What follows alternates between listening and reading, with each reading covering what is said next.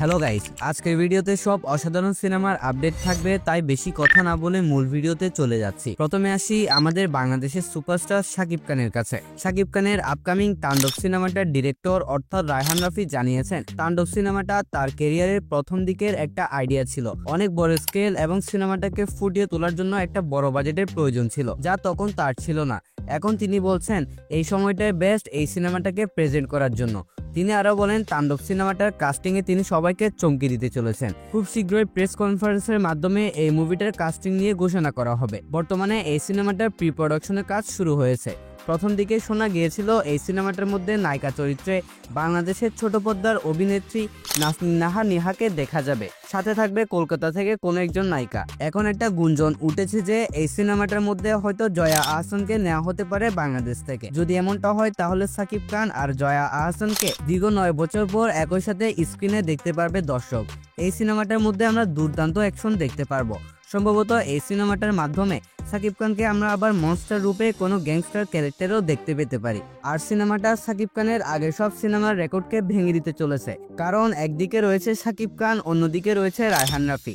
একজন এ দেশের brand actor, আবার অন্যজন এ দেশের ব্র্যান্ড ডিরেক্টর। বক্স অফিসে যদি শাকিবের আপকামিং বরবাদ সিনেমাটা 100 কোটির খাতা নাও খুলতে পারে, তাহলে তাণ্ডব সিনেমাটা 100 কোটির খাতা খুলে দিবে, এটি আপনি লিখে রাখতে পারেন। ওকে, তো এবার আসি ইয়াসের টক্সিক সিনেমাটার কাছে। কেজিএফ 2 এর পর টক্সিক দিয়ে বড় পর্দায় কামব্যাক করতে চলেছে রকিং স্টার ইয়াস। আপনি জানলে অবাক হবেন, এই সিনেমাটা প্যান ইন্ডিয়ান আকারে রিলিজ করা হচ্ছে না, বরং এই সিনেমাটা প্যান ওয়ার্ল্ড আকারে রিলিজ করা হবে। সিনেমাটা কন্নড় ভাষার পাশাপাশি ইংলিশ ভাষাতেও শুট করা হচ্ছে। এমনটাও শোনা গিয়েছে এই সিনেমাটার মধ্যে কিয়ারা আদভানির অভিনয় পছন্দ না হওয়ায় তার সেই সিনগুলা আবার শুট করতে বলেছেন ইয়াস, এবং এই সিনগুলা রিশুট করতে গিয়ে প্রায় 30 কোটি রুপি লস গুনতে হয়েছে প্রডিউসারকে। তাহলে তো ভাই বুঝতেই পারছেন সিনেমাটার জন্য ইয়াস কত বেশি ডেডিকেটেড। সিনেমাটার যদি স্টোরি, প্রেজেন্টেশন, বিজিএম সবকিছু ঠিকঠাক থাকে, সাথে প্রমোশন সহ, তাহলে এই সিনেমাটাও আয়ের একটা বড় রেকর্ড সৃষ্টি করতে চলেছে। সবকিছু মিলিয়ে তো বুঝতেই পারছেন। সর্বশেষ কেজিএফ 2 এর হিউজ সাকসেসের পর রাজার মতো করেই বক্স অফিসে তাণ্ডব চালাতে চলেছেন ইয়াস টক্সিক সিনেমাটার মাধ্যমে। এবার আসি প্রভাসের কাছে। এটা তো অলমোস্ট কনফার্ম যে প্রভাস আর লোকেশ কানাগরাজ একটি সিনেমা করতে চলেছে। যদিও এই সিনেমাটার অফিসিয়াল কোনো পোস্টার বা টিজার এখনো পর্যন্ত দেওয়া হয় নাই, কিন্তু এটা কনফার্ম এই সিনেমাটা হবে। এই সিনেমাটাও হতে চলেছে একটি দুর্দর্শ গ্যাংস্টার টাইপের সিনেমা, যেমনটা লোকেশ কানাগরাজ সবসময় বানিয়ে থাকে। সিনেমাটা সম্পর্কে আরো জানা যায় যে প্রভাস সন্দীপ রেড্ডি ভাঙ্গার আপকামিং স্পিড সিনেমাটার শুটিং কাজ শেষ করার পর এই সিনেমাটার শুটিং কাজ তিনি শুরু করে দিবেন। এখন দেখুন, এই সিনেমাটার মধ্যে থাকবে ইন্ডিয়ার 1 নম্বর প্যান ইন্ডিয়ান সুপারস্টার, আবার অন্যদিকে রয়েছে লোকেশ কানাগরাজের মতন ট্যালেন্টেড ডিরেক্টর। প্রভাসের স্টারডম প্লাস লোকেশ কানাগরাজের আউটস্ট্যান্ডিং ডিরেকশন সবকিছু মিলিয়ে বক্স অফিসে এই সিনেমাটা ধামাকা করে দিবে। আর যদি এই সিনেমাটা লোকেশ কানাগরাজের এলসিইউ ইউনিভার্সের সাথে কানেক্টেড হয়, তাহলে যা ভাই এই সিনেমাটার বক্স অফিসে ধামাকা করা থেকে কেউ এই সিনেমাকে আর আটকাতে পারবে না। এবার আসি সালমান খানের সিকান্দারের কাছে। সালমান খানের আসন্ন সিনেমা সিকান্দারে সালমান খানকে আমরা সম্পূর্ণ মনস্টার রূপে দেখতে পারবো। হতে পারে তিনি আবার গ্যাংস্টারও হতে পারেন এই সিনেমাটার মধ্যে। এই মুভিটার মধ্যে ভাইজানকে আমরা হসপিটাল, ট্রেন, জেল এবং এরোপ্লেনে ফাইট করতে দেখতে পারবো, যে ফাইট সিকোয়েন্স গুলো হবে পুরোই মাথা নষ্ট। এছাড়া আরো শোনা যাচ্ছে জেলের ফাইট সিকোয়েন্সটা হতে চলেছে সম্পূর্ণ ব্রুটাল, কারণ এই ফাইট সিকোয়েন্সে আমরা ভাইজানকে দেখতে পারবো একটি শটগান নিয়ে ভিলেনদেরকে হেডশট দিচ্ছেন।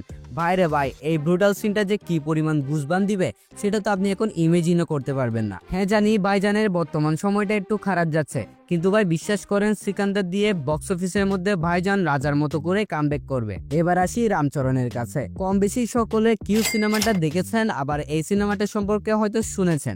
এই সিনেমাটা পরিচালনা করেছিলেন ডিরেক্টর নিখিল শেঠ। এমনটা শোনা যাচ্ছে যে রামচরণ এবং নিখিল গত 6 মাসেরও বেশি সময় ধরে আলোচনা করে আসছেন একটি সিনেমার ব্যাপারে। সিনেমাটা বিগ বাজেটের একটি মাইথোলজিক্যাল জনরার সিনেমা হতে চলেছে।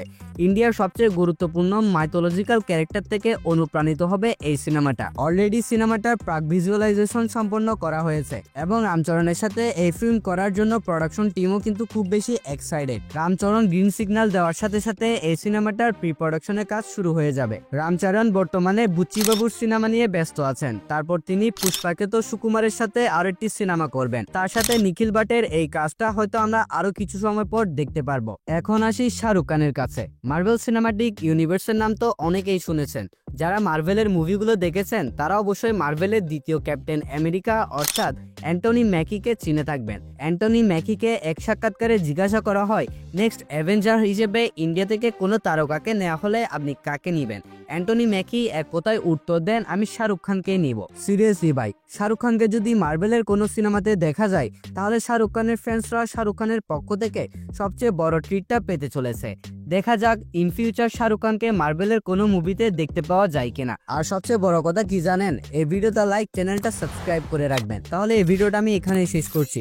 দেখা হবে নেক্সট ভিডিওতে, ততক্ষণ ভালো থাকবেন, সুস্থ থাকবেন, টেক কেয়ার, আল্লাহ হাফেজ।